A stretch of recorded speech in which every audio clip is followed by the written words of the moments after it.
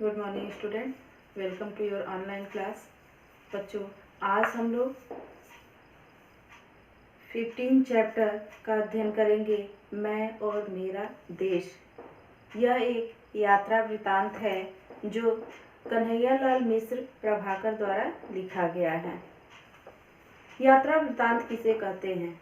यात्रा वृतांत वह गद्य विधा है जिसमें किसी यात्रा का विवरण दिया गया होता है।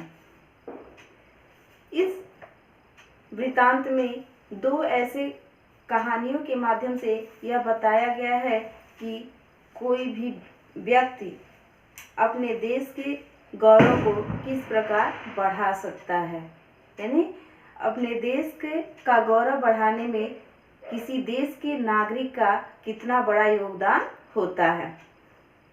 तो कहानी को पढ़ना शुरू करते हैं। हमारे देश के महान संत थे स्वामी राम तीर्थ। यह एक बार जापान गए हुए थे। वे रेल से यात्रा कर रहे थे। एक दिन ऐसा हुआ कि उन्हें खाने के लिए फल ना मिले। उन दिनों वो फलाहार करते थे, केवल फल लेते थे, फल ही उनका भोजन था। जब गाड़ी एक स्टेशन पर रुकी तो वहाँ भी उन्होंने फल ढूंढा, फलों की खोज की, ताजे फलों की खोज की, लेकिन स्टेशन पर भी उन्हें ताजे फल नहीं मिले। उनके मुंह से निकला, जापान में शायद अच्छे फल नहीं मिलते हैं। स्वामी राम तीर्थ ने के मुंह से ये शब्द निकला कि जापान में शायद अच्छे फल नहीं मिलते हैं। एक जापानी युवक प्लेटफार्म पर खड़ा था। वह स्वामी जी के इन बातों को सुन लिया। सुनते ही वह जापानी युवक वहां से भागा और कहीं दूर से एक टोकरी ताजे फल ले आया। उसने वे फल स्वामी जी को भेंट किया मीन्स दिया, और कहा, लीजिए, आपको फलों की जरूरत थी। वह जापानी युवक स्वामी जी के बातों को जब सुना, राम तीर्थ की बातों को सुना, तो वहां से भागते हुए गया जहां ताजे फल मिलते थे। वहां से वह एक टोकरी ताजे फल लिया और ला करके स्वामी जी को, स्वामी राम तीर्थ को दिया और कहा कि लीजिए, आपको फलों की जरूरत थी। स्वामी राम तीर्थ को लगा कि यह कोई फल बेचने वाला है। उन्होंने उसे फलों की कीमत पूछी, फलों का दाम पूछा, पर उस जापानी युवक ने उन फलों का दाम लेने से इनकार कर दिया। इनकार कर दिया मीन्स मना कर दिया। बहुत आग्रह करने पर उसने कहा, जब स्वामी जी ने बहुत अनुरोध किया युवक से, तब उस जापानी युवक ने कहा कि आप इनका मूल्य देना ही चाहते हैं तो अपने देश में जाकर किसी से यह न कहिएगा कि जापान में अच्छे फल नहीं मिलते हैं, जापान में ताजे फल नहीं मिलते हैं। स्वामी जी जब उस जापानी युवक की बातों को सुने तो वह उस पर मोहित हो गए। मुग्ध होना मीन्स मोहित होना। वह उस जापानी युवक पर मुग्ध हो गए, मोहित हो गए। उस युवक ने अपने इस बात से अपने देश का गौरव न जाने कितना बढ़ा दिया। अपने इस कार्य से अपने देश के गौरव को, अपने देश की गरिमा को न जाने कितना बढ़ा दिया था। इस गौरव की ऊंचाई का अनुमान हम इस दूसरी घटना से लगा सकते हैं। यह एक दूसरी घटना, एक दूसरी कहानी है जिसे सुनकर हमें यह अनुमान लग सकता है, हम अनुमान लगा सकते हैं कि किसी व्यक्ति के अच्छे कार्य से उसके देश की गरिमा कितनी बढ़ती है।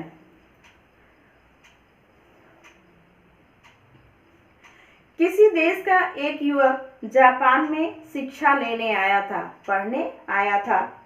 एक दिन वह जापान के सरकारी पुस्तकालय से एक पुस्तक पढ़ने के लिए ले गया। इस पुस्तक में दुर्लभ चित्र थे।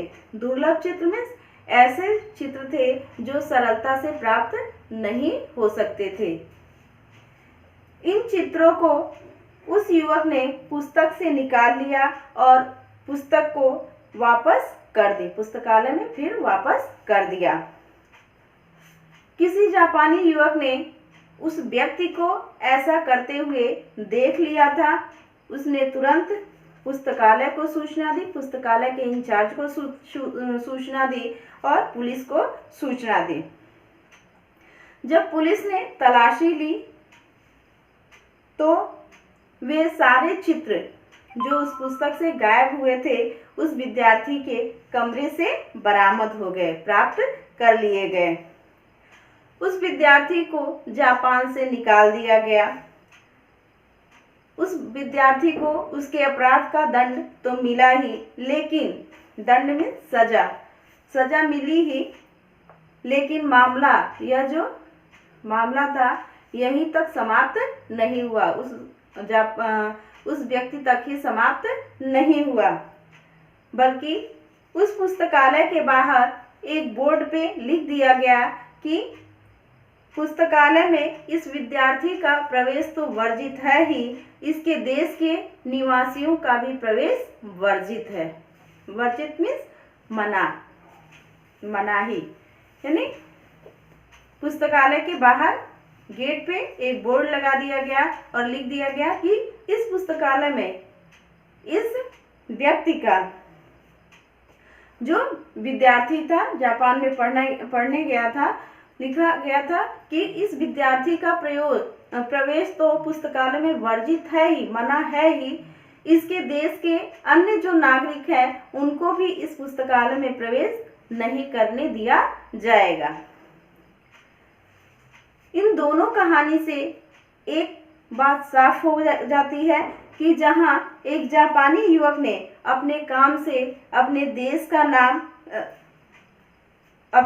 का नाम ऊंचा कर दिया, अपने देश का सर ऊंचा कर दिया, उसकी गरिमा को बढ़ा दिया, वहीं दूसरे युवक ने अपने काम से अपने देश का मस्तक न जाने कितना नीचे कर दिया, यानी अपने देश के मस्तक पर कलंक का टीका लगा दिया, जो न जाने कितने वर्षों तक संसार की आंखों में उसे लांछित करती रही। लांछित करना मीन्स अपमानित करती रही। हम यह समझ लें कि हमारी हीनता और श्रेष्ठता का संबंध हमारे देश की हीनता और श्रेष्ठता से जुड़ा है, यानी हम जैसा कर्म करेंगे उसका प्रभाव हमारे देश पर भी पड़ेगा। अगर हम श्रेष्ठ कार्य करेंगे तो हमारा देश भी क्या होगा, महान बनेगा, और अगर हम हीनता का काम करेंगे तो उससे हमारे देश का सिर नीचा होगा। जब हम कोई हीन या बुरा काम करते हैं तो हमारे माथे पर कलंक का टीका तो लगता ही है, हमारे देश के माथे पर भी कलंक का टीका लग जाता है। यानी यहाँ लिखा हुआ है, जब हम कोई हीन या बुरा काम करते हैं तो हमारे माथे पर ही कलंक का टीका नहीं लगता, बल्कि देश का सिर भी नीचा हो जाता है, हमारे देश का सिर भी नीचा हो जाता है और उसकी प्रतिष्ठा गिरती है, यानी देश की प्रतिष्ठा गिरती है। अगर हम कोई भी गलत काम करते हैं, कोई हीन काम करते हैं, बुरा काम करते हैं, तो हमारे देश की प्रतिष्ठा उससे कम हो जाती है। जब हम कोई श्रेष्ठ कार्य करते हैं, कोई अच्छा काम करते हैं, तो उससे हमारे देश का सिर ही नहीं ऊंचा होता, हमारा ही सिर ऊंचा नहीं होता। अगर हम कोई अच्छा काम करेंगे तो हमारा सिर ही ऊंचा नहीं होता, बल्कि हमारे देश का भी सिर ऊंचा होता है। हमारे देश के सभी नागरिकों का सिर ऊंचा होता है, हमारे देश की गरिमा बढ़ती है और देश का गौरव भी बढ़ता है। इसलिए हमें कोई भी कार्य ऐसा नहीं करना चाहिए जिससे देश की प्रतिष्ठा पर आंच आए, देश की प्रतिष्ठा कम हो। हमें ऐसा कोई काम नहीं करना चाहिए जिससे हमारे देश का सम्मान कम हो। क्या आप चलती रेलों में, मुसाफिर खानों में, क्लबों में, चौपालों पर और मोटर बसों में कभी ऐसा चर्चा करते हैं कि हमारे देश में यह नहीं हो रहा है, वह नहीं हो रहा है और यह गड़बड़ है, यह परेशानी है। क्या आप ऐसा काम करते हैं? यहाँ लेखक एक प्रश्न कर रहा है कि क्या आप चलती हुई रेलों में, यानी जब आप ट्रेन में सफ़र करते हैं, यात्रा करते हैं, मुसाफिर खानों में जहाँ आप किसी वाहन की प्रतीक्षा करते हैं या जहाँ आप प्रतीक्षा करते हैं, मुसाफिर खानों में प्रतीक्षालय में, क्लबों में, चौपालों पर और मोटर बसों में कभी ऐसा चर्चा करते हैं। चर्चा करना में किसी बात पर ऐसा वार्तालाप करते हैं, ऐसी बातें करते हैं कि हमारे देश में यह नहीं है, यानी कौन सी चीज़ें नहीं है या कौन सा काम नहीं हो रहा है या हमारे देश में यह गलत है, यह परेशानी है। साथ ही क्या आप अपने देश की तुलना किसी अन्य देश के साथ करते हैं? यानी अपने देश की तुलना, अपने देश की अच्छाई या बुराई की तुलना किसी दूसरे देश की अच्छाई या बुराई से करते हैं कि कौन सा देश श्रेष्ठ है, आपका देश श्रेष्ठ है या फिर जिस देश से आप अपने देश की तुलना कर रहे हैं वह देश श्रेष्ठ है और कौन सा देश हीन है। यदि हाँ, तब आपको चिंता होगी कि देश की प्रतिष्ठा को बनाए रखने के लिए हमें क्या करना चाहिए। अगर आप ऐसा काम करते हैं तो आपको यह चिंता होगी कि आपको अपने देश की प्रतिष्ठा को, अपने देश के सम्मान को बनाए रखने के लिए क्या करना चाहिए, हमें क्या करना चाहिए। क्या आप कभी केला खाकर छिलका रास्ते में फेंकते हैं? यानी बहुत से लोग ऐसे होते हैं जो केला खाते हैं, फ्रूट्स खाते हैं या फिर रैपर बंद चीज़ें खाते हैं और रैपर को या फ्रूट्स के छिलके को इधर उधर रास्ते में फेंक देते हैं। अपने घर का कूड़ा बाहर फेंकते हैं, अपने घर के कूड़े को कहीं भी ले जाके रास्ते में फेंक देते हैं, रोड के किनारे फेंक देते हैं। अपशब्दों का प्रयोग करते हैं। अपशब्द यानी बुरे शब्द, बुरे शब्दों का प्रयोग करते हैं। इधर की उधर करते हैं, यानी एक जगह की बात को दूसरी जगह लगाते हैं, एक व्यक्ति की बातों को दूसरे व्यक्ति से जाकर जोड़ते हैं। अपने घर, दफ्तर, गली को गंदा रखते हैं। क्या आप अपने घर को, अपने मोहल्ले को गंदा रखते हैं? अपने दफ्तर को गंदा रखते हैं, आप जहाँ काम करते हैं उस जगह को गंदा रखते हैं। होटलों, धर्मशालाओं में या दूसरे ऐसे स्थानों में, जीनों में, कोनों में पीक थूकते हैं। होटल में जब जाते हैं, खाना खाने जाते हैं या फिर धर्मशाला में आप कहीं ठहरते हैं या दूसरे स्थानों पे जब आप जाते हैं तो जीनों में, जीना मीन्स होता है जो सीढ़ी वाला कमरा होता है, सीढ़ी का जो रूम होता है उसको जीना कहा जाता है। तो जीनों में, कोने में पीक थूकते हैं। पीक थूकना यानी बहुत से लोग क्या करते हैं, मुंह में बहुत सारा लार भरे रहते हैं और कहीं भी जा कर के थूक देते हैं। गुटखा या पान खाते हैं, पुकार खाते हैं, ये सारी चीज़ें खाते हैं और कहीं भी जाते हैं तो कहीं कोने में थूक देते हैं। तो क्या आप ऐसा काम करते हैं? उत्सवों में, उत्सव में समारोह, कोई समारोह हो, मेला हो, रेल हो, रेलों मीन्स जब ट्रेन से यात्रा करते हैं और जब कहीं खेल होता है तो ठेलम ठेल करते हैं, धक्का मुक्की करते हैं। यानी जब अधिक भीड़ वाली जगह पे आप जाते हैं तो क्या एक दूसरे को धक्का देते हैं, एक दूसरे को आगे की ओर ठेलते हैं। निमंत्रित होने पर विलंब से पहुंचते हैं। आपको किसी ने बुलाया है, आपको निमंत्रित किया है आने के लिए और आप वहाँ विलंब मीन्स देर से पहुँचते हैं वहाँ पे, या वचन देकर भी घर आने वालों को समय पर नहीं मिलते। आप किसी को वचन देते हैं, किसी से प्रॉमिस करते हैं मिलने का, और घर आने पर उस व्यक्ति से आप नहीं मिलते। इस तरह शिष्ट व्यवहार के विपरीत, इस तरह जो शिष्ट व्यवहार है, सभ्य व्यवहार है, इसके विपरीत, विपरीत मीन्स उल्टा, अगर आप आचरण करते हैं, यदि आपका उत्तर नहीं है तो आपके द्वारा देश का सम्मान बढ़ेगा। ये जो भी प्रश्न पूछे गए हैं, इन प्रश्नों के उत्तर आपके उत्तर में आप नहीं बोलते हैं तो आप अपने देश का सम्मान बढ़ाते हैं। इससे आपके देश का सम्मान बढ़ेगा और संस्कृति भी सुरक्षित रहेगी। यानी अगर आप ऐसे काम नहीं करेंगे तो आपके देश का सिर ऊंचा होगा, आपके देश का सम्मान बढ़ेगा, देश का गौरव बढ़ेगा और आपकी जो संस्कृति है वह भी सुरक्षित रहेगी, उस पर कोई आँच नहीं आएगा। इसमें वर्ड मीनिंग दिया गया है, शब्दार्थ दिया हुआ है, आप सभी इसको लर्न कर लेंगे। इसमें पूछे गए प्रश्नों के उत्तर आपको पीडीएफ में पहले ही दे दिया गया था, आप लोग कर चुके होंगे। इस बार एक बार मैं ओरली समझा देती हूँ। जो इसमें क्वेश्चन नंबर व्याकरण बोध से संबंधित जो प्रश्न है, पहला है ता प्रत्यय जोड़कर शब्द लिखिए। प्रत्यय वे शब्दांश जो किसी शब्द के अंत में जोड़े जाते हैं।